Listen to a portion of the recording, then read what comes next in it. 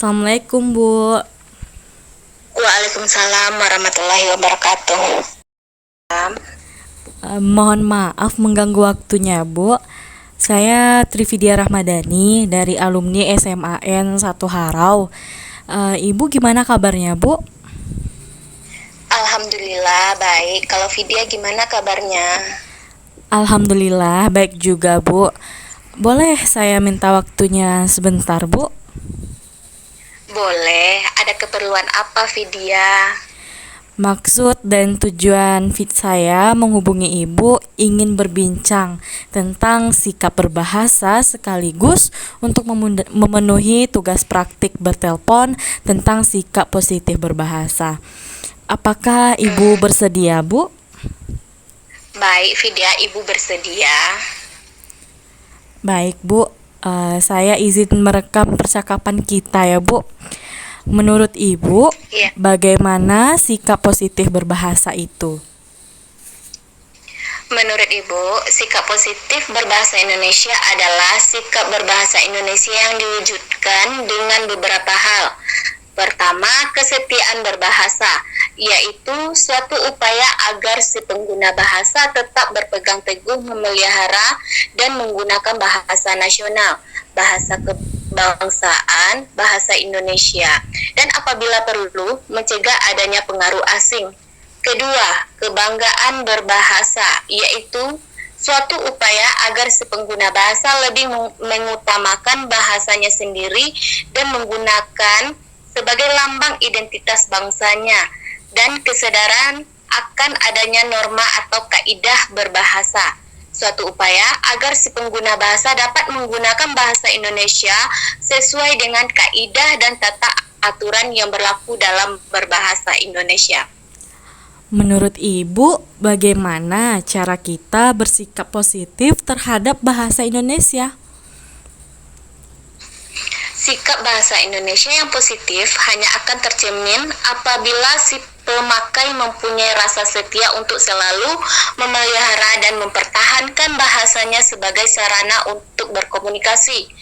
Oleh karena itu, cara kita bersikap positif adalah dengan menggunakan bahasa Indonesia dengan baik dan benar, mempelajari ejaan dalam bahasa, selalu menjunjung tinggi bahasa Indonesia, tetap menjadikan bahasa Indonesia sebagai identitas bahasa kita, agar bahasa kita bisa menjadi ciri khas diri kita. Menurut Ibu, kapan seseorang dikatakan bersikap positif dalam berbahasa? Seorang pemakai bahasa dikatakan bersikap positif apabila derajat kecenderungannya bertindak dengan meningkat terhadap bahasanya.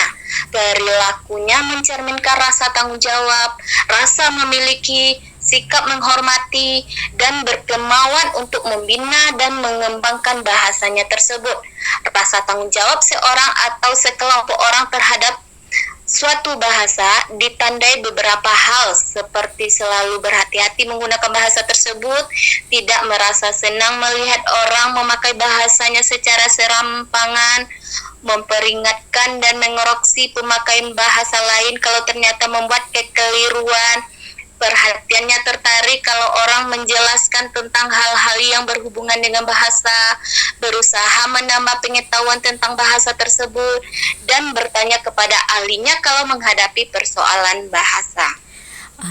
Pertanyaan terakhir nih, Bu, dari kacamata seorang guru mata pelajaran bahasa Indonesia, apakah masyarakat Indonesia sudah mempunyai sikap positif berbahasa, Bu? Menurut Ibu belum, karena adanya bentuk sikap negatif yang masih terjadi di tengah-tengah masyarakat Indonesia. Misalnya, bangga memperlihatkan kemahirannya berbahasa Inggris, meskipun penguasaan bahasa Indonesianya masih kurang, merasa dirinya lebih pandai daripada yang lain karena telah menguasai bahasa asing dengan fasih. Sekalipun penguasaan bahasa Indonesianya kurang sempurna, merasa malu apabila tidak menguasai bahasa asing, tetapi tidak pernah merasa malu apabila tidak menguasai bahasa Indonesia, menganggap remeh bahasa Indonesia dan tidak mau mempelajarinya karena merasa dirinya telah menguasai bahasa Indonesia dengan baik. Oh gitu Bu. Baik Bu. Terima kasih ya Bu atas waktu dan sekali lagi makasih ya Bu sudah menyempatkan berbincang dengan Vidya hari ini. Assalamualaikum Bu.